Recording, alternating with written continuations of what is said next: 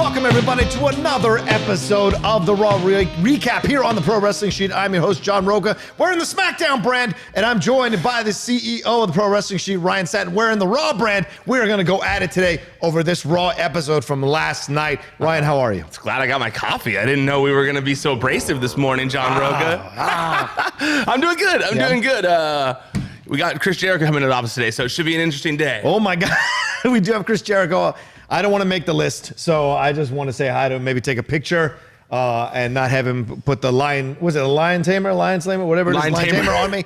I don't want any of that to happen. So I'm just going to try and avoid the situation. Yeah, you have a history with Jericho, so we'll see how this goes. We're recording this before we see what fireworks happens there. And speaking of fireworks, last night, Raw, the episode, this is the first official him and Raw, would we say this? That's what the rumor mill says. Okay. Well, you're the king of rumor mill, so... I mean, I don't know. That seems to be what everyone is saying. Okay, all right. So what's your overall reaction to the show last night? I liked it. Yeah? Yeah, I really liked last night's show. It's funny. I'm scared now to hear what you thought about it because I actually really enjoyed last night. Wow. See, I enjoyed last week and the week before so much more than last night. Well, you hated last week. We both hated last week. No, I thought last week was okay. I didn't hate it. In comparison to the first week with Heyman and the explosion, that was great. Okay. This, I was not 100% happy with. I found some real issues, especially some of the booking decisions I didn't like as well. So that we're going to talk about all of that. But let's start out with Brock Lesnar coming out, celebrating his championship. This was a 10-minute promo with Paul Heyman, him being in the ring. Look, I love Paul Heyman as much as the next guy. I think he's one of the greatest. You can't really bash Paul Heyman. He's one of the lifers of this business in multiple federations. But these promos, I know people love these promos, but sometimes a little too much can be a bad thing. It's like when you go for that third plate of the buffet. Did you really need that third plate? You didn't. You could have been happy with just two. And I felt like this promo dragged on a little bit long at the end there. But overall, getting the point across that Brock is unbeatable. Brock is champion where he should be. He's I spoiled it for you, but it's true. Boo yourselves. And then the 10-man battle royal is announced to see who will be the next competitor for the title at SummerSlam. I think that gloating is necessary in a situation like that. I mean, people hate Brock. That's the whole point of this. True. They want to get heat. I thought at least they didn't come out and do like, what I was worried about is that it was going to be the typical Brock comes out, then Seth comes out. Oh, right, yes. Then, Roman comes out, then Randy comes out, then Cesaro comes out. Like that each 10-man was going to have to like come out and stake their claim before 30 seconds, yeah. And I hate when they do that. I hate it. I feel like this is much more effective to me. I like that he kind of like playfully, he playfully mentioned his new role for those for those who know that he has a new role behind the scenes. Right. For those who follow the online news and stuff, which we hope you do. Which I hope you do. Yeah, if you're watching this, you probably do. But there are people who don't. But I like that he said that he said something about how he's got all the stroke around here these days or something like that, which I liked. I thought that was a fun, playful little thing with that. I also, we're going to get it, we'll talk about it more, but, we up Brock throughout the night, which does, he comes in, does one thing, collects his paycheck, goes. But, he was active last night. He was doing things, and I have a feeling we're going to get that all the way up to SummerSlam because they've kind of been doing that lately. The new MO with Brock is, if he's going to be in the program, they've kind of had him there for a few weeks lately, in the build up to it. They did that for... was it Super Showdown, right, too? So, I don't know. I liked it. I also felt like... it was effective in what it needed to do. It wasn't to me an eye rolling this is so copy and paste. It was a promo. Right. It was a good promo in my opinion. And then there was that moment at the end where Ricochet's music hits. Yeah. And I honestly feel like majority of people watching were like, oh, hadn't thought about that. That could be cool one day. Ricochet and Lesnar? Hell yeah. Because they had that moment where you were worried that Brock Lesnar was going to attack Ricochet because that's his thing. And even when they walked by, when he walked by him and you're like, oh, he's just going to go in there and he's just going to demolish Ricochet. Like that's what Ricochet's going to happen. That's what's going to happen to Ricochet now. Right. And I'm glad they didn't go that route because that would have been a bummer. I also think it would have undercut Brock. Brock is champion now. He doesn't have to do that stuff. Good point, too. He doesn't have to. They got to come to him now. That's a good point. Right? Yeah, so that's a very good point. Sense. He didn't need to send a message through Ricochet. Nah, the Lion doesn't need to kill if it doesn't have to. True, that's a good point. And it's funny, the Lion thing makes perfect sense there because it was like a lion stalking his prey for the future. I'm gonna get that one when I'm hungry. you know, Enjoy the rest of your days because they're coming to end soon. I had some Jimmy John's early today. I don't need Ricochet right now. I'm good. So I like that. I thought that was I like the opening personally. Okay, all right. So we go into this. He mentioned Ricochet coming out with the Usos taking on Robert Roode. Remember him and the Revival? I was the best 2 out of 3 falls match. I guess they won't let this go. This 2 out of 3 falls thing, and it really hurt this situation a lot, in my opinion. Absolutely. I haven't talked to one person, not one person in the industry outside of it. Yep. Nothing. Who thinks that this makes any sense? The 2 out of 3 falls. 2 out of 3 falls. This new format. Yeah. It doesn't make sense. Scott Dawson losing in less than a minute, then winning the match. He loses more out of this because of that minute that he lost in than gaining a victory in a hard-fought battle after that. It doesn't matter. You lost in a minute to someone, you know? That does diminish you in a certain way to the people who are watching. Yeah. So that did frustrate me. Before we keep getting into that, though, there was one thing I saw a lot of people nitpicking about this, and I was wondering if you even noticed it or cared or thought it was weird that they had, like, a face come out, then his opponents, and then the Usos. Then the Usos. Okay, so here's the deal. The reason that worked for me is because of my personal opinion about all these wrestlers, and that is Ricochet, let him have the back and forth with Lesnar without a mic in his hand, because he's not really good on the mic. He gets in there, then you bring out the heel. So again, you build up like subconsciously the idea that Ricochet is this underdog, always this underdog climbing up the steps, like Ali was before he got injured. You had that feeling he's the underdog. So Ricochet's in the situation, 3 dudes in the ring, and then you bring out the master guys on the mic, the Usos. So it made sense to me how they did it. I can understand why people were nitpicking, but it didn't bother me at all because this is the smart way to go about it. I think that's why it didn't bother me why it didn't bother me either, especially because it was commercial break. Like it didn't really matter. But it's funny because I had the same reaction. My friend Kevin, who does the show with me sometimes, he says the same thing. He kind of like complained to me about it via text message, and I was like, nitpicky but fair. And he was like, and he got mad. I was like, hey, I said fair. Like, I'm not saying that you were wrong. Like, I get it. I'm just saying it's incredibly nitpicky. But but I understand what everyone was saying about it. I thought it was a funny thing. It's always funny when there's like such a little thing that people are like, well, sometimes when it's I do the same thing on little things sometimes. I guess, but sometimes when it's the little thing, it's like you're just looking for something. That's kind of how I go sometimes. When it doesn't lead to a bigger thing, then you're just looking for something. Well, we didn't talk about Extreme Rules. And we normally don't. I know you got all sad because I didn't let him talk about Extreme Rules on the Smackdown recap, but I wasn't 100% happy with that pay-per-view. I loved it. I liked it. Again, to me, it's about the booking decisions. Okay. I don't understand, and we'll get to it a little bit later. I don't understand why Alexa and Nikki were essentially the match just was the match, and that's it. Yeah. And I think if this is Heyman's decision to start burying Alexa, I'm going to get super effing mad. I doubt that's what it is. He loves Alexa Bliss. Well, I hope so. He was seen in the 365 producing her. Right. So I don't know what happened because it was such a flaccid decision because all it did was it didn't help Bayley out in the long run to beat those two, and then nothing came from the drama. Why build up the drama if you're not going to do anything with it? Yeah, I agree with you in that aspect, and then have her lose again last night on Raw. It just didn't make sense, but we'll get to it in a second, but I didn't like that either. I didn't like the Usos losing the Revival. I know they got to keep that title for a little bit to keep the stroke, but I would have liked a little back and forth between them with the titles. That would have been nice. So overall, though, the wrestling level was great. I just didn't like some of the decisions. Those were 2 of the most minor matches on the show, though, that you're pointing to, because I feel like the major ones were awesome. Like, I liked Becky Lynch and Seth Rollins versus Baron Corbin and Lacey. I like that. I liked Lacey really came with it. I like that. Agreed. I was cool with the cash-in. Yeah, me too. Oh my God. It was so done so well. I cheered. I was like, oh, because I didn't think it was going to happen. I was like, what? So that's good when it gets that reaction. Absolutely. I screamed from the living room. My girlfriend is in the other room watching TV. Babe. Yeah.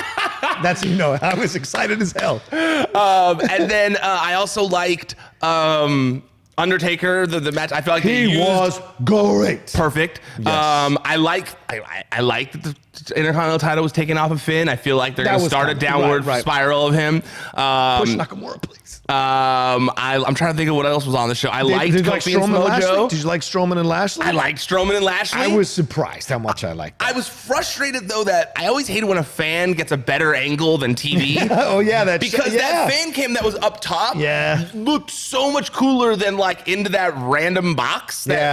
Why was it there? And then Braun Kool-Aid Manning his way out of the thing was pretty funny. But overall, yeah, I really enjoyed Extremes. I really felt with a packed weekend that had Fight for the Fallen. There was Extreme Rules, there's G1, there's Evolve. There was a lot of shows. There was. I felt like WWE did a good job of standing out and like being like, this is us. This is the type of wrestling we do, and it's good. I liked it. Yep, can't deny that. All right, so in the end here, Ricochet and the Usos get the victory in the 2 out of 3 falls match. Ricochet gets that first victory, Dash gets the second victory, and then Ricochet gets the final pin again.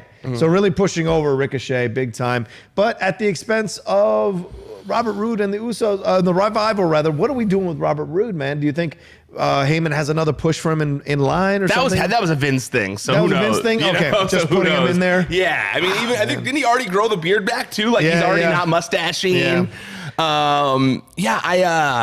I didn't. The match was like the wrestling. The wrestling was fine. Was fine. Sure, it was really good. You're always gonna get good from those 6. Exactly. But yeah, I just was frustrated. I just go like, what is the point of this 2 out of 3? It's literally just for Vince being like, well, it's bothering me that there's wrestling during the commercials. So let's just do a break like other sports. And it's like, well, this isn't like other sports. Right. Those are real, no offense, but those aren't scripted, you know? Like football has those breaks because it's part of the game. I wonder if that has been established forever. I wonder if he's working that out with his production crew. He's essentially doing a dry run for the same crew that's going to be doing the XFL stuff, doing a commercial. I hope not. God, I hope wonder. not. I wonder. I wouldn't. I mean, he did the same thing the first time around. He used the same dudes on the. They're not. I don't think they're using the same dudes this time. That's the whole point. Is that they're like different. That's why he started the whole Alpha Entertainment, even though WWE is still promoting it and involved and blah blah blah. Right. I think that was the whole point of the Alpha Entertainment thing being started, where it's supposed to be its own separate entity this time with football people. Okay. But still, the commercials thing, it's weird to have these breaks, and so Scott Dawson losing in 1 minute bothered me. It was like, what? Yeah. Like he's a tag champion right now. Like, what do you mean? Some of these decisions, I know you say that titles are props and wins and losses sometimes don't matter, but I think they do. I don't say wins and losses don't matter. What do you say? I do think wins and losses matter. Okay. Titles are certainly props because they are. I mean, it's one person who's deciding who gets it. Okay. Obviously, they hold importance because there's a lineage to it and stuff like that. Right. But at the end of the day, it's not like the same as like the World Cup where you had to actually go beat a bunch of people. It wasn't predetermined. There's luck. There's a chance where you might lose it. I think it's different. You know, like agreed. this is it's more akin to like People's Choice Award. Not even People's Choice Award. It's one person. I guess the Academy is voted on by lots of people. The Emmys is more of a tight group of people who but do it's it, not, right? It's That's still not one person. No, it's not one person. I can't think of what it'd be comparable to. There isn't anything to compare it to, really. There isn't.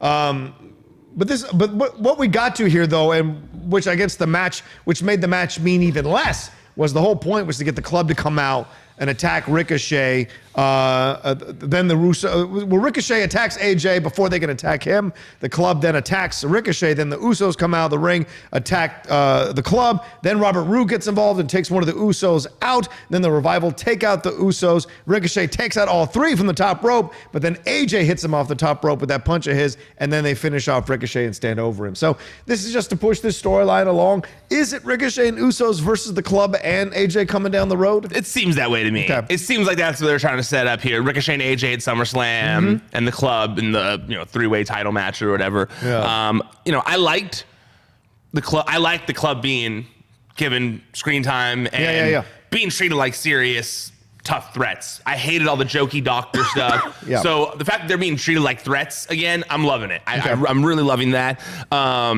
And how sweet was that phenomenal forearm? Oh my God. In this one. Yeah, it was great. I mean, Ricochet sold that like he had just been shot in the face. Like that was so good. And I feel like they're doing a really good job of like solidifying AJ as like a firm heel on the show. And now I think I almost understand, when AJ first got brought onto Raw and they hot-shotted him into that match against Seth Rollins for the title. And I said like, why are they wasting this now? Why wouldn't you build AJ up for 6 months or whatever until then you can really sell that match between them? And I think it's because they wanted to have one last match of like happy-go-lucky good guy AJ against Seth, good guy versus good guy. And that it feels to me like they're building up AJ even though he's the United States champion right now, they're building up AJ as a strong, credible heel to eventually go for the title again on that side of things. Yeah, cool. Yeah, dig it. We'll see what happens as it goes down the road, but certainly there, AJ and Ricochet is the thing that's on tap, and can't wait for it. And I'm loving it. Yeah, and they had a good, they've had some good matches here, especially at Extreme Rules. I thought that was well done. Oh, yeah, it was killer. Yeah. That Styles clash off the second rope where it was like backwards. I feel like he's done that before, but just not like in WWE. God, that looked cool. I keep waiting for well, it's never going to happen, but I had always had this fantasy of Triple H doing the pedigree off the top of the cage onto the announce table. Oh, Jesus Christ. It would be beautiful. Jesus Christ. You'd kill someone doing that. Maybe. I always had this dream where Triple H would kill someone on live TV. I didn't say that. It's basically what you're saying there. You can figure it out. You can go from the top of a cage? Sure. Onto a table? First through a table? Yeah, because you'd lift him up. And then as you're going down, you let the guy's arms go so he can put the hands down in front of the face, and then you both hit, and Triple H hits with his knees, but he has the knee pads. It could work. It could work. Think of jumping off of it. Okay, wait. Just real fast. All right, here we go. Just on Triple H's end. Yeah. How painful that would be to jump off of a cage and go knee first into a table. Your knees would explode. I've seen ECW matches where they're going through 40 tables or barbed wire from the top. 40 tables off the suspended. I mean, that's insane. First of all, 40 tables is much easier because they're all breaking your fall along the way. That is more believable because you're having. I guess you're right. I guess you might break your legs if you. Yeah, you break your fucking legs if you did that. What are you talking about? Still, there's a way to do it. I think there's like CM Punk's finisher on the Indies used to be what, the double knee? The pedigree off top rope. Oh, sorry, yeah, off top rope. Off the top rope. Yeah, that used to be his finish, the Pepsi plunge, and that was intense. Right. But no, you could never do that off the top of a cage. All right, fine. Look, I see stunt guys jump off cliffs all the time in movies. You can jump off and survive. So then jump into things that are padded and stuff. Not in the water. All right. You can pedigree someone into water. That's so different. All right, the Viking Raiders came out. This was a big yawn for me. I'm sure Ryan loved doing another squash match, but I thought it was ridiculous. I thought their promo was really, really weird. I thought I was watching a terrible Guar knockoff group. So I just that's kind of their thing. I guess so, but like, you don't put the hats on and that just, you don't need it. Okay. And it just looks ridiculous. Okay. Right? And so, nothing against those two dudes. Both of them could probably pull my arms off my body. So, like, respect to them. But I think it's unnecessary. Kind of undercuts them a little bit. So, that's what I would say. I didn't like that. I don't know what it accomplishes, but it's a waste of time. Give them some real competition, for God's sakes. All right. Well, Dan, sorry. All right. I just saw one thing on this ad read. I was like, oh no, did I break that rule? Viking Raiders. Mm-hmm. I'm honestly, I'm more so indifferent to it. Like, I don't dislike squash matches. I don't dislike squash matches. I know you don't. We argued about that. Yeah. But like, so, I mean, like, it served its purpose. You know, they came out there, they're getting familiarized with the crowd. There are lots of people in the crowd who don't know who they are. Their first experience with them, no pun intended, was when they came out and they were the Viking experience. Yeah. So like, I think that these things aren't bad. Like, look at Ryback. Ryback got like crazy over just wrestling. I know, but enhancement they're talent. not getting over by doing. Well, it's only been a few weeks of these enhancement talent matches. All right. Well, I thought Ryback was getting over at week to week. He was. I don't think the Viking Raiders are getting over week to week. Fair. That's what I Ryback was also beating 2 wrestlers at a time too. That was cool when he was doing that. He was the man for a little bit of time. All right, Undertaker. They show some highlights. Well, I mean, you know what I mean. In the ring. In the ring. If he ever has me on that show, obviously he's the man. Highlights. They show some Undertaker highlights, which were really fun to watch and revisit again. But then Cedric Alexander comes out to take on Drew McIntyre, and lo and behold, for some unknown crazy reason, Cedric gets the victory. Well, the reason is because he is an awesome wrestler who is incredibly talented. Okay. You don't think so? I think he's a good wrestler. I think having McIntyre lose to him is a terrible decision overall because McIntyre's on the ascendancy here with Shane McMahon. He just had these matches and he's been kicking ass in all these matches. To have him lose randomly to Cedric Alexander, I think does nothing for him. It doesn't do much for Cedric because people are just like, "Oh, what a fluke." It doesn't do much for Cedric. It just goes like a fluke because they're going to do it again. And if he demolishes Cedric on the next match, then what did you accomplish? Well, what or would if have been you better? move past it. What would have been better? giving Cedric fighting a some great screen match, time coming where he got a close. promo and a match Yeah. where he gets a fluke victory and gets like on the radar of people, or where he was prior to that, and that's just running around chasing the 24/7 title. No, absolutely. Well, that's your two options. I'll give you another option, is that he does a great promo, wrestles a fantastic match, comes real close to beating Drew, pushes Drew to the limit, and then loses right at the end from the out of nowhere, the Claymore kick, and then people walk away going, damn, he was awesome. Yeah, but if he gets one fluke victory in there first and then they do that, you don't think that's a victory all around? Because I feel like a lot of times, I feel like people are being too singular and like thinking of a lot of things in terms of like this one episode and not like overall, you know? Okay. And I feel like a lot of people were like, a lot of people were shitting on the janitor thing when he came out and he was the janitor. And I liked it. I thought I liked it too. Yeah. It was funny. It was a good use of Cedric Alexander. People were like, well, how come he was just randomly there? Why aren't they going to explain it? You know, and it's like, well, because he's a wrestler, and Roman Reigns was like, "Hey, buddy, I like you. Come help me." You How know, come he was just randomly there? You know, like, I don't think Reigns knew that was Cedric in the janitor thing, because even Reigns was surprised when he took the mask off. okay, fair. Yeah, Then it which was makes Cedric it work even Alexander, better. Which makes it work even better. It's Cedric Alexander trying to grab that brass ring. Yep. And I feel like that's what happened last night. Of like, the message we were supposed to get of last night with Cedric Alexander was like, don't take Cedric Alexander for granted. Don't underestimate Cedric Alexander, because if you do, that's what could happen. We'll see. Because if they don't revisit this, then what was the point? That's Well, what I'm sure mean. they're going to revisit this. I'm sure he's going to wrestle.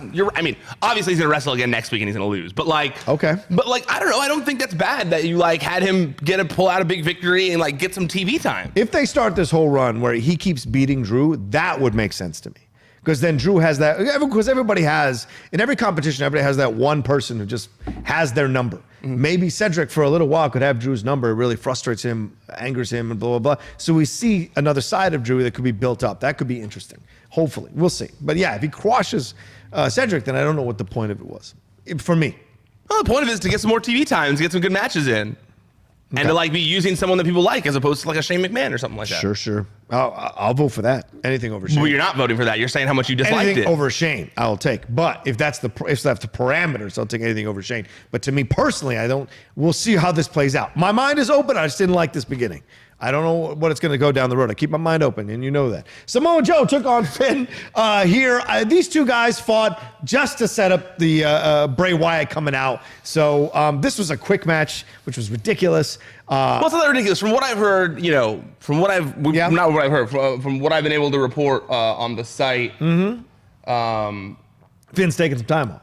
Finn's taking some time off. Finn's taking about 2 months off. Okay. After SummerSlam, I've heard. Well, I was told mid-August, which would line up with after SummerSlam. So it makes sense here. He loses the Intercontinental title. Right. Joe also lost, so it kind of like helps Joe a little bit, and it gets the setup going for Bray Wyatt to come back, which was awesome. Joe beat Finn, but then Joe tried to go the Coquina Clutch route.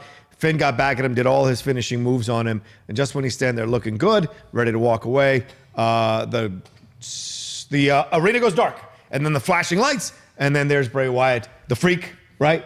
Does his business, does the Abigail. I don't know why he's using the same finisher. And then he stands there with all the lights going off, and then it's done. And then laugh. So I got to be honest with you, Ryan Satin.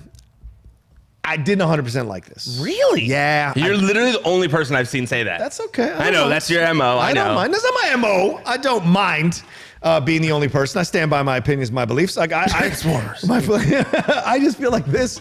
I felt like I liked most of it, but I didn't like the way it was done. I didn't like the person he did it on. I wanted something a little more interesting and a presentation that was a little more overwhelming.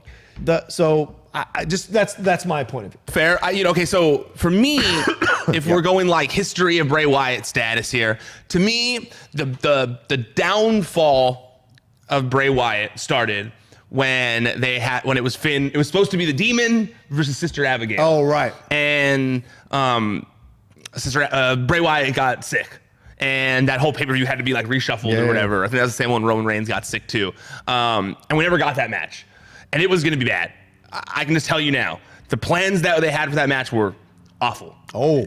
And so it was going to be one of those wrestle crap moments, you know? And so to me, it's like, that really started the like doubt of Bray Wyatt in his head, I think. I don't know him personally, but that's just what the vibe I've always gotten, is that like that's really when things started to kind of like get away from him, you know? And then he's gone away.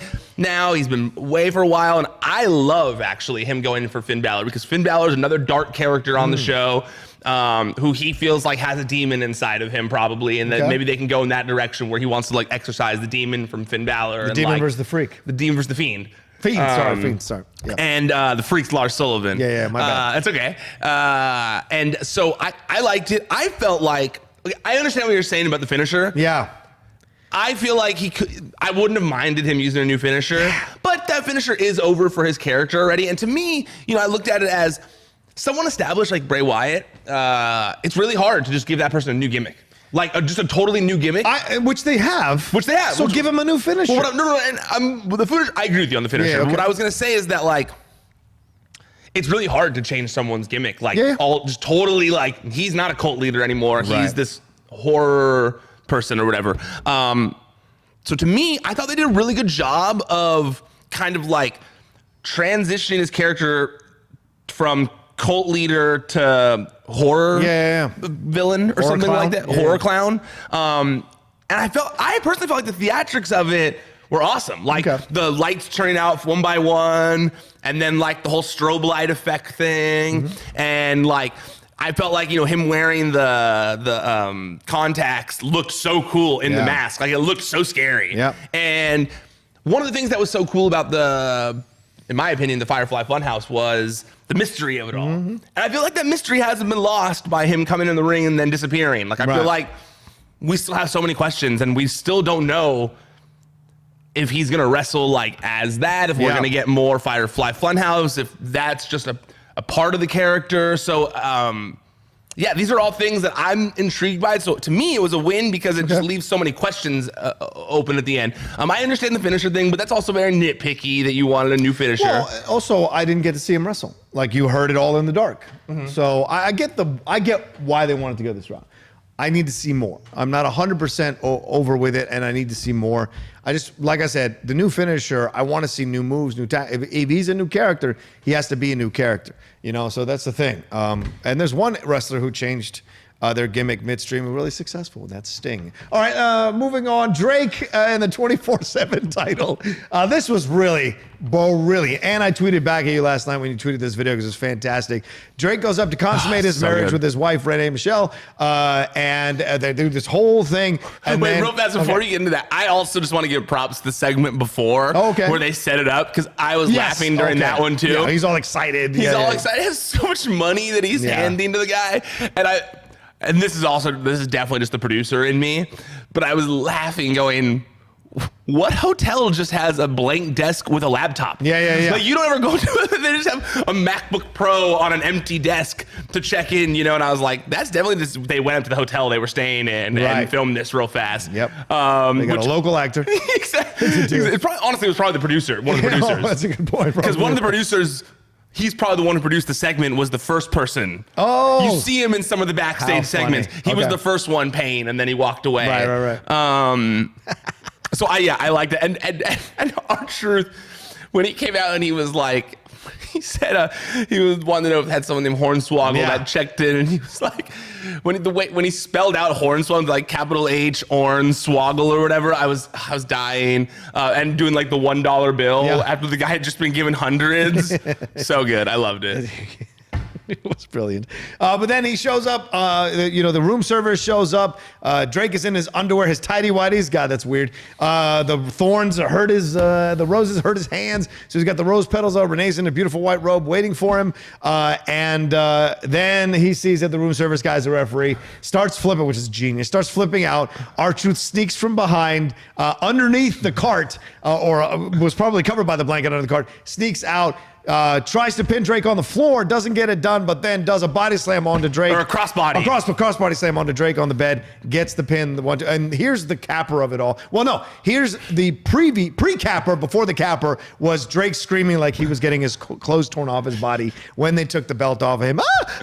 And then R-Truth with the, I hope y'all ain't constipated no more, and running off. Just genius. I also liked when he's right before Truth did the crossbody, he went, Geronimo! And then he did the crossbody like this far away from Drake. So good. Honestly, this was so good. And even the part you didn't mention where he's like disrobing and he's just walking around with the title in front of his crotch. So good. I was laughing so much. Casual wrestling fans, I tweeted the video and so many of them are like, this is the best thing I've seen. Writing me like, I love this so much.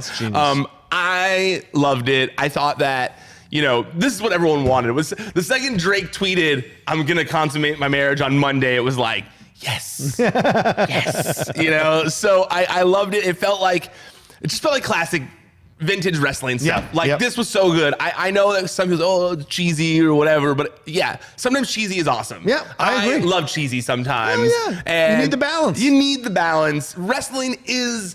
It's a goofy thing that we love, And so I loved this so much. This was like the stuff that this is the stuff you remember in 20 years. You remember when Drake Maverick was about to have sex and then R-Truth pinned him, Oh, listen, this will be a whole WWE video down the road. Oh, yeah. The race for the 24/7 title or something like that. Oh, yeah, absolutely. And I just feel like, R-Truth is just like, he's had funny moments in the past, but this is really like him hitting his stride. And it's crazy that he's hitting his strides, at whatever age he is, deep in his career, even though he still looks like he's 20. But he really does.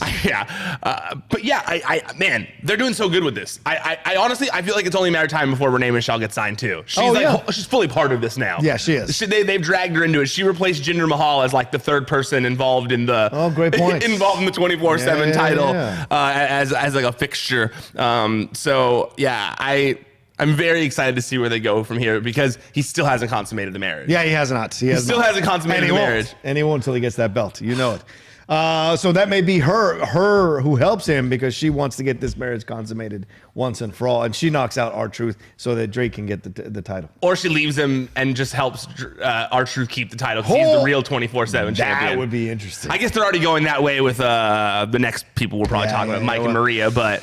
I don't know where they are. Yeah, I think we are up to that, getting close to them. There's a Street Profits promo there. What do you think about these Street Profits things? I don't understand. Get them in the goddamn ring. Like, I don't understand why they're using them to promote other people. They were so great at promoting themselves to promote other people. I get you being the good soldiers in the company or whatever, but like to me, get in the goddamn ring. This is what I want. Why don't you put me Viking Raiders versus freaking Street Profits? No matter what happens in that match, it's still a fun match, win or lose. Maybe even make it a draw or DQ. I don't care. It still would have been a fantastic, better situation for them to be in than them going back and forth with fantastic promo to promote another wrestling match that they're not even a part of. See, I feel like character building is really important in wrestling, and matches, while as important as they are, I feel like backstage segments are just as important to like character for WWE at least. Absolutely, for character building. I don't disagree with you. And I feel like so put themselves over, not frickin' something else. I feel like the character they're trying to build here, though,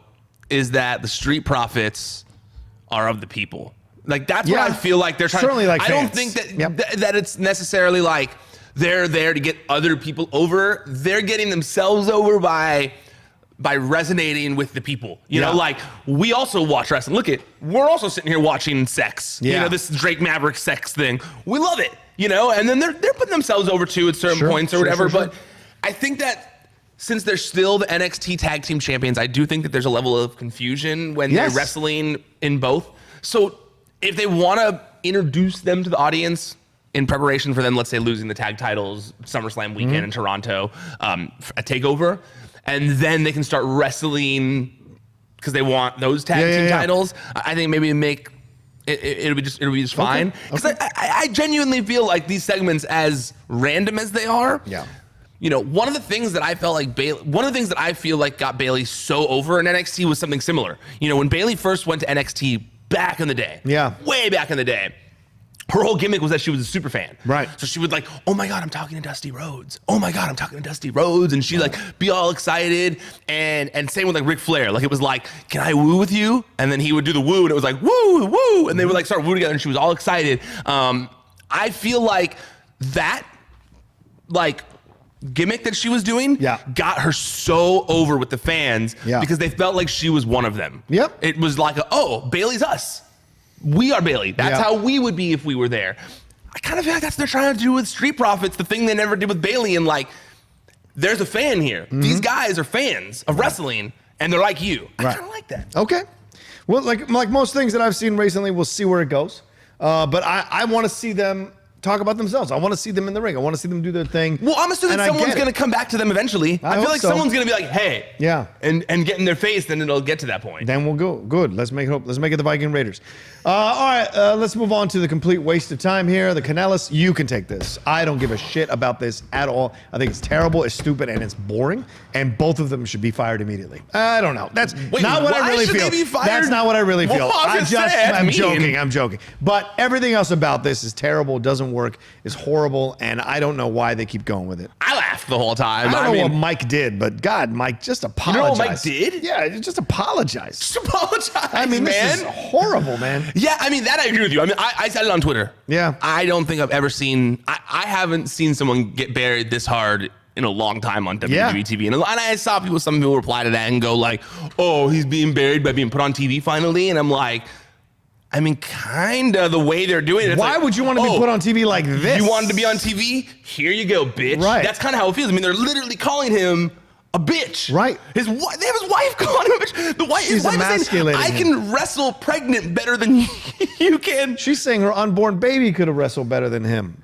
Which was a good line. I'm sorry. You can't say you didn't laugh at that. Oh, I didn't laugh at all. I didn't laugh at anything in this segment.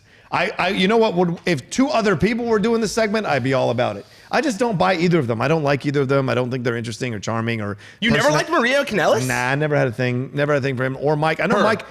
Her never a thing for him, and Mike as well. Although I've not seen Mike that much, so Mike I know was in Impact and a couple other places, so I don't know much about Mike's situation. But from what I've read on the internet about him, like he hasn't really got a good breaks since 2017. So it's kind of a tough situation to be in. I get it. You re-sign the contract, you got to make that money. I get it, but I don't know. I don't know what you do with this because I think it's such a waste of a storyline. I kind of like this whole angle of Maria trying to be like female empowerment of like. You could tell me I can't do stuff because I'm pregnant, which I got a kick out of that because there are lots of guys who have pregnant wives who like get like, what do you mean? You're pregnant? Right. I like that. That was fun. I thought it was funny. Once again, and then she posted that picture on Instagram or on Twitter today where it was like. It was something. It was a picture. She was wearing the same outfit as Miss Elizabeth, and it said something like.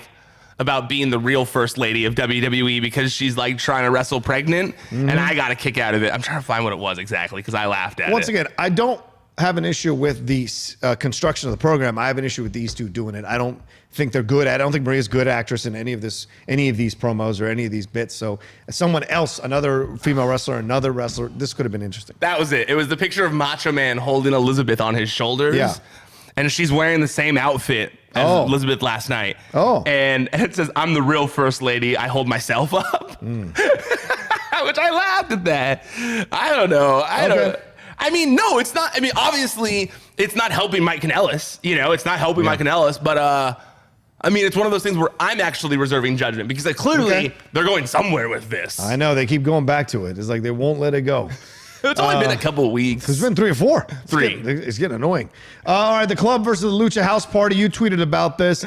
Good match. See, this is what I'm saying. This could have been the Cedric McIntyre thing. They let Lucha have a good match. That's not fair. They did have a good match. But I'm saying Cedric didn't have to win, is what I'm saying. So having Lucha fight the Club toe-to-toe, there's nothing wrong with that. I think that's what frustrates me sometimes. WWE goes, no, we can't have them. We have to have this team, like destroy this other team. It's not necessary. Have them fight hard as hell, but don't get the job done for whatever reason. You still get over with the fans. It's just my approach to it, me mentally, having watched it for decades. I just think that's a better approach to it. And this is how you let Lucha kind of breathe a little bit more and have some fun. Yeah, but that's like saying that X-Pac should have never gotten that victory over Razor Ramon because it's not believable because would have been better for X-Pac's career if he hadn't. When he was 1, 2, 3 Kid. Sorry. Oh, okay. Yeah, that shocking victory or whatever. Yeah. That's he didn't deserve it. Well, yeah, but it's also something people are going to remember for a long time. That was his moment. That's what got him to the game. That's what got him there. That's fair. We'll see if that happens with Cedric. Exactly. But you can't compare the matches because but I can say that they're two different parameters. No, but what I can say is that the janitor thing, people were like.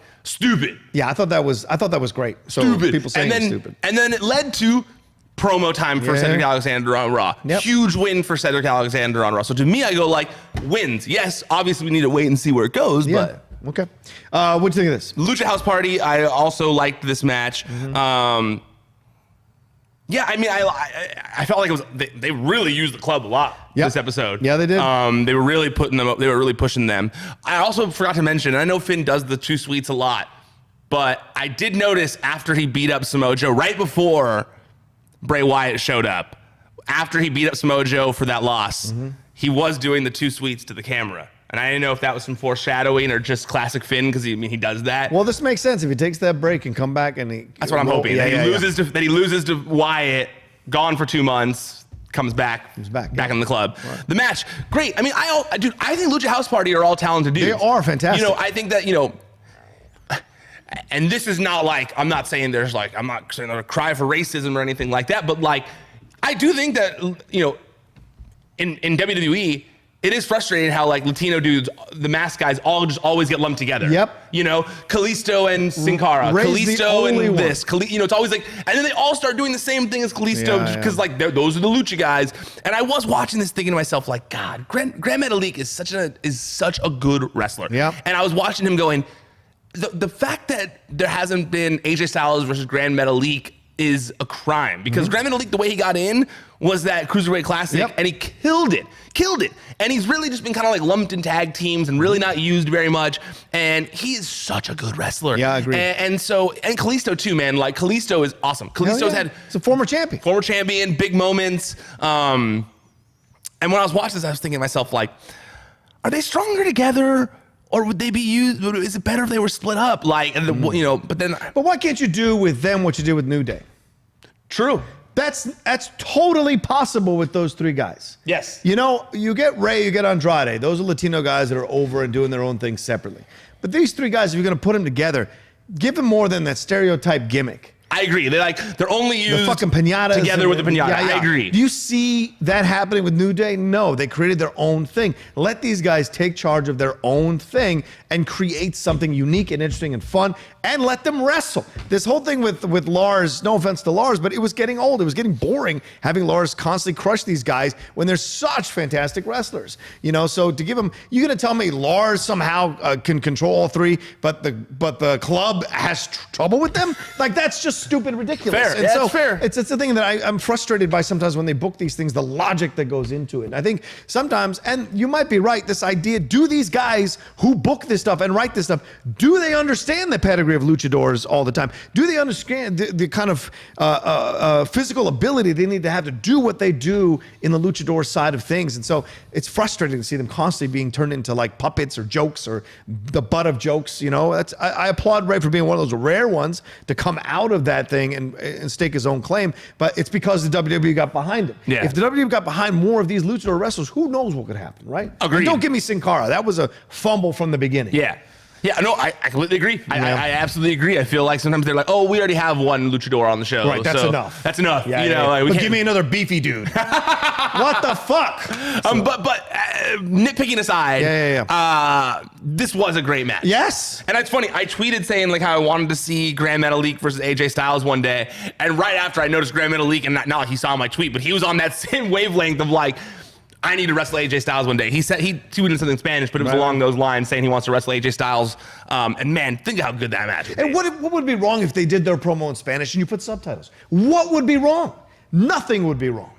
If you're doing and I mean backstage, I don't mean in the middle of the ring. I mean backstage. If they're doing a promo in Spanish, you put the subtitles there, it still works. They did it in Lucha Underground, I want to say, and they did an Impact with the Lucha Bros. Oh yeah, right. I don't love it. Okay. I'll be honest. Okay. And this is someone from... I think you're just badass. Just speak Spanish, whatever. I don't necessarily need the subtitles, I guess. Yeah, but you don't. But not if they're going to sound like Andrade. You can't have 3 people sound like Andrade on the mic. That ain't going to work. Yeah. That's what I say. Let them talk in their natural language. Yeah, all right. All right, let's move on to something that was really controversial last night. That's the 4-woman battle royal, not for the fight, but for the fans in Long Island who were really just, I don't know what happened here. But Alexa, Carmella, Naomi, and Natty had a 4-woman battle royal for the belt. Elimination match for the belt, for the shot at the belt. Becky came down to watch, apparently suffering the effects of whatever Corbin did to her at the end of that Extreme Rules match, which I didn't think you hobble after a thing like that, but apparently she did. I don't know. They're just trying to sell it. That's her gimmick, to hobble all that leg. That's what she does. I know. She loves to do that. So she hobbles down, sits down to watch this match, and they proceeded to have a 20-minute women's match. This is incredibly rare to see this. Even between two women, it's incredibly rare to see a 20-minute match. So to see this go on the way it did, but then the fans started to turn near the end, which I do not understand. It wasn't the greatest match, but it certainly wasn't one that merited a "this is awful" chance or boring chance, anything like that. I know. Well, it's frustrating. You said that it's rare that we get a 20-minute match from the women, and then we get one, and the fans are chanting boring. And you're like, mother. Right. What are you doing? Right. And the women must be. And Alexa broke. Here's the in thing, that though. moment and yelled at them. What? Say what again? Or Did say it that start again? after Nikki got on the mic and berated the fans first? Because I think it did. I felt like she got on the mic first and said, "Why are you booing Alexa? Cheer for Alexa." Right. That's we as fans are conditioned. Yes. To act upon that call. When someone says, "Why aren't you cheering us?" Right. That's when you boo. That's when you start to do those things. Booing is fine. It's the this is awful or boring chance, which, like, you're not going to do that with any of the Shane McMahon matches, but you're going to do that with this one? Like, that's the frustrating thing to me overall. And I like that they booed Alexa, but the result, too, is, you know how I feel. The result is terrible. I don't like Natty winning. I think it's a boring it'll be a boring SummerSlam match. It'll be Mark Henry versus John Cena. This is boring. First of all, that was a good match. Okay. You didn't like the whole fake retirement thing? No, that was awesome. The match was not good. Alexa, that was one of the greatest moments in the last 40 years of wrestling, that fake retirement moment. But the match sucked? The match sucked. Even though you loved the angle around it? Yeah, the match sucked. That happens all the time. All right. Alexa, so I think you could have made a case for any of them, especially Naomi, who's not getting a shot. Naomi versus Becky Lynch would have been an awesome match. Yes, the match would have been awesome. I don't know if the build would have been awesome. Because what do you really do between the two? They're both good guys. Yeah, well, so is Natty. Natty's a good guy. Here's what I think. Okay, here's the deal. I don't think that Natty's going to be in the match. I think this was a red herring. I don't know that. Okay. But I had heard some rumblings from good sources that it was going to be someone else, someone that people were going to be pumped about. So I don't know if things changed at the last second or whatever, but from what I heard, it was going to be someone else. So my guess is that we're getting some shenanigans before SummerSlam. You don't have to condone this or say I'm right or wrong. I'm not going to, don't ask, because I don't want to Go ahead. You want to ask? I wonder who's friends with Natty.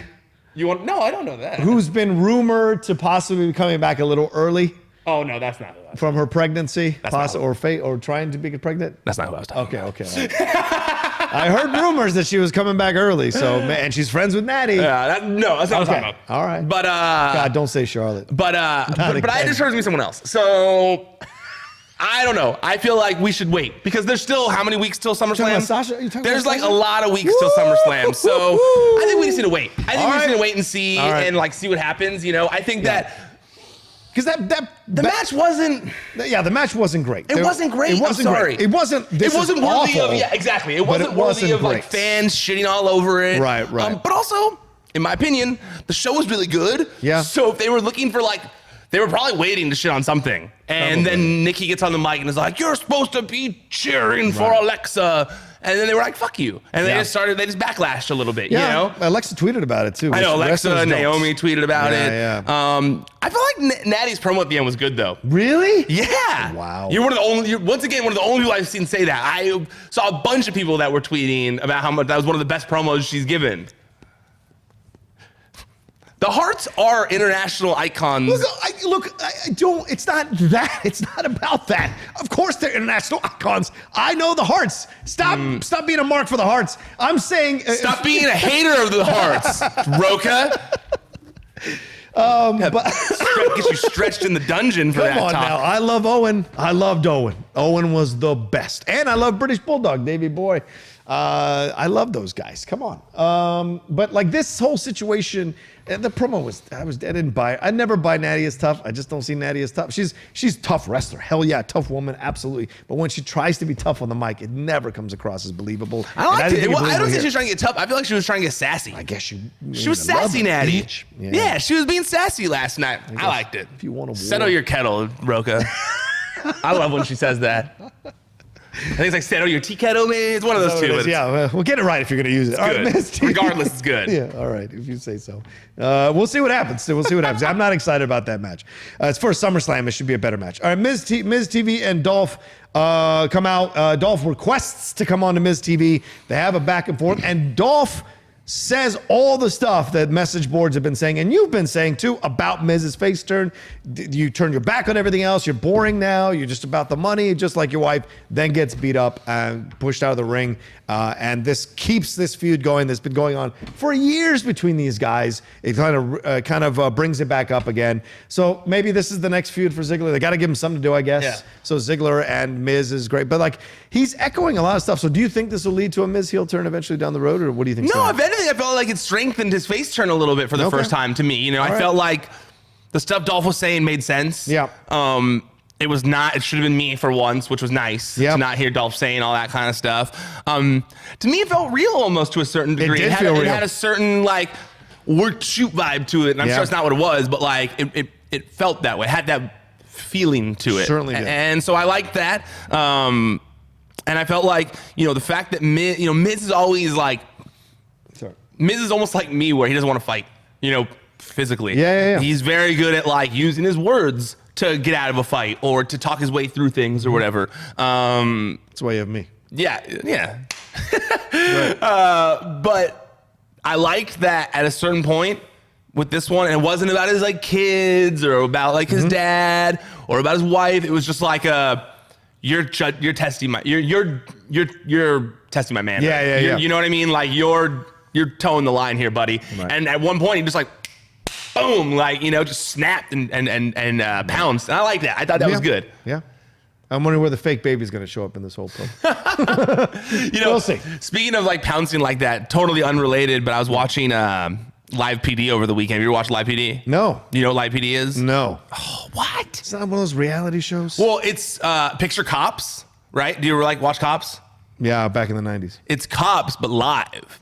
Okay. So like, how can it be live? It's live for like 4 hours and for like 2 nights every week, Friday and Saturday, I believe. Okay. And they've got I think it's like 10 police departments or more now that they're following, and they just literally like cutting back and forth to people getting pulled over, people getting to the craziest stuff. So it's live Cops. So picture live Cops where they don't have the editing process. So you see some wild stuff, like people calling out like, "Oh, Live PD." But the reason I brought it up is because I saw the scariest pounce this weekend.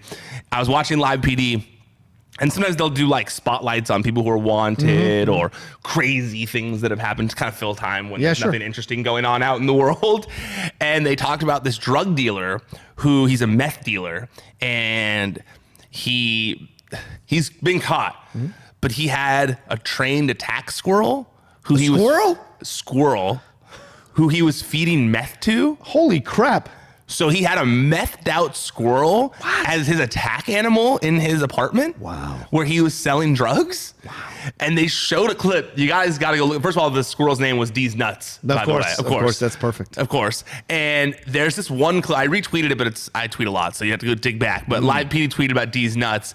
And they show a video that he had posted on like Facebook or something like that, and the squirrel is like an attack squirrel, and you see like it like dive at the camera from in the cage, like trying to like kill someone. Wow. It's the scariest thing I've ever seen. Wow. There's also I saw a story about meth gators in Alabama over the weekend. What is meth gator? They feeding meth to the gators? I believe so. Which is there's too many meth animals out there these days. I don't like it. Human beings, man. Oh. Like crocodiles. You think alligators need meth? Yeah. The last animal who needs meth is a crocodile or a squirrel. Sakes. Stop messing with the nature. Stop messing with nature and meth. It's going to turn back on you, man. And don't do meth. Yeah. It's bad. Yeah, I can't watch Live PD. Not unless they go honest. All right, so there's 10-man Battle Royale to finish this Raw here. We got Reigns versus Corbin, Rey Mysterio, Sami Zayn, Cesaro, Randy Orton, Braun Strowman, Big E, Seth Rollins, and Lashley. Now you gotta say it right. It's the cross-branded all-star 10-man Battle Royal. Sunday. The wild card doesn't exist anymore. You know Vince drove that one home in the meeting. Yeah, he probably did. Cross-branded all-star 10-man Battle Royal. Say it, Renee. Say it. All right, so in the end, you knew it was going to be Seth Rollins. And this is where they should have chanted, "This is awful," or possibly boring. Because this was a predetermined outcome. Even more so than usual. Even more so than usual. But like the eliminations were so willy-nilly, didn't promote any storylines within the people who were having these things back and forth. And it just, in the end, it was just like, you ended up with the same 4 dudes have been hunting for the belt for a while now anyway. But I did like the Randy Orton wild card. That was nice. I thought. And Big E.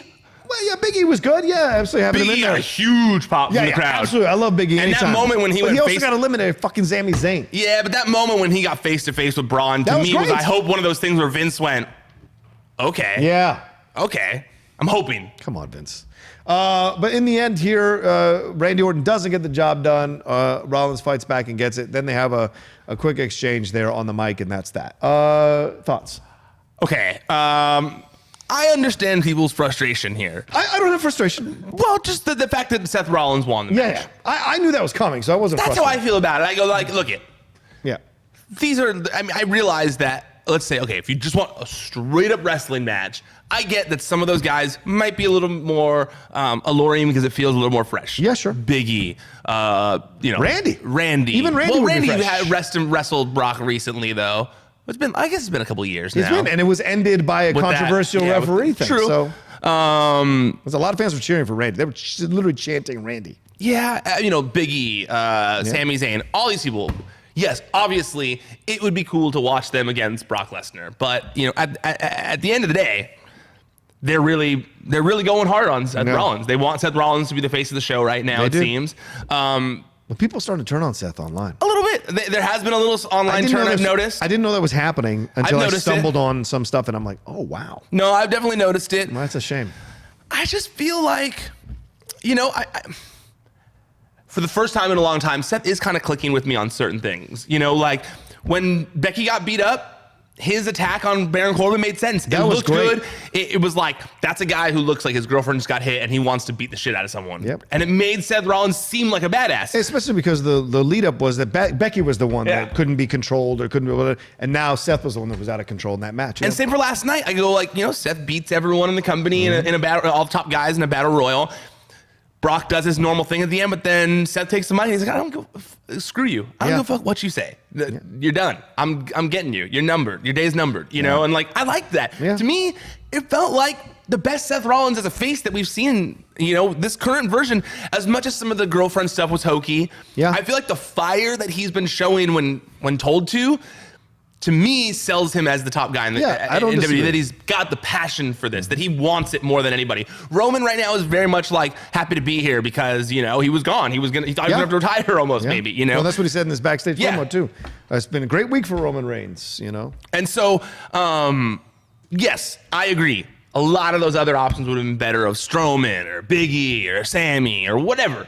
But at the end of the day, Rollins is the guy they're pushing right now. And it's SummerSlam. You want a marquee matchup, right? If this was Stomping Grounds, then you could have Big E or somebody else, right? But this is what you've been building to. WrestleMania rematch. Exactly. And Rollins took the belt off of Lesnar, and Lesnar's been waiting. Finally caught him, got that belt back. So you want the rematch immediately. It makes sense. I also feel like,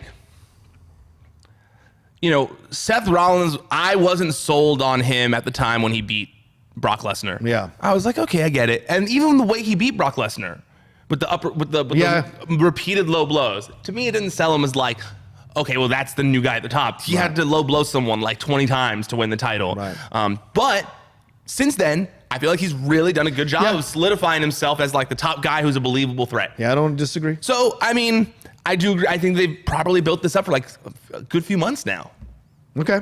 Yeah, I don't have a problem with it either. I knew it was coming. Like I said, let's hope they have a fantastic match and the fans enjoy that. Let's down the road. And if Lesnar loses the belt, what happens now? Because he cashed it in finally to win it, to lose it just a few weeks later. It seems a weird situation for him to be in because they made such a big deal of him being this shark hunting in the waters, So, and if Rollins loses, what happens to Rollins? True, totally. This is an interesting situation the WWE's put themselves in, and most writers or creators will tell you, write yourself into a corner. Then you'll see if you can write your way out. And writing your way out usually leads to the best stuff. So we'll see if that's what happens. Or really bad stuff. Or really bad stuff, that's for sure. Like the Kanellis. All right, thanks everybody for watching this Raw recap. Really appreciate you all taking the time to watch or listen to us. Ryan, please tell them where they can watch, read, or listen to anything we do. ProWrestlingSheet.com. That's the website where you can find all the top stories in the world of professional wrestling throughout the week. At Wrestling Sheet on social media, youtube.com/C/Wrestling Sheet. That's where you can find the videos that we do.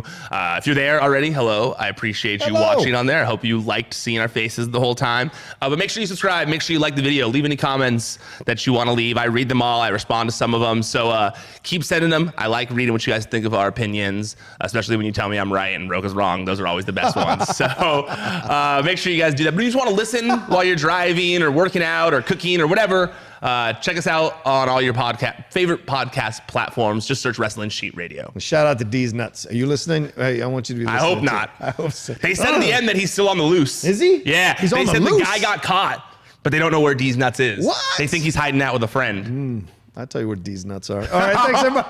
We'll talk to you next time. Tomorrow on the Smackdown Live recap on the Pro Wrestling Sheet. ProWrestlingSheet.com